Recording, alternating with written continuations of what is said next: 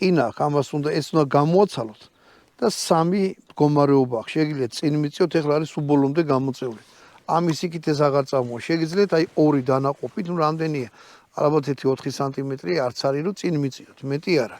რაც არ მახარებს, საერთოდ ჯობია რომ კონდახი უფრო ზეცრიალებდეს, ანუ ახლო მიიტანოთ, წინ გაწიოთ უფრო მაგრამ რახან ამაში ზამბარაა და აი ეს სწავლის დროს მოძრაობს. მაგაზე უარი თქვეს.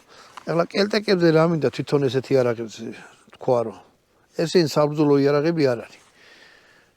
რო თქვა რომ სანადირო მომენტ კი სანადიროც არ არის. ეს უფრო თავდაცვის იარაღია და ისეთი პრეტენზიები როგორც საბრძოლო იარაღს ესეთ რაღაცას არ უნდა წარუყენო რა.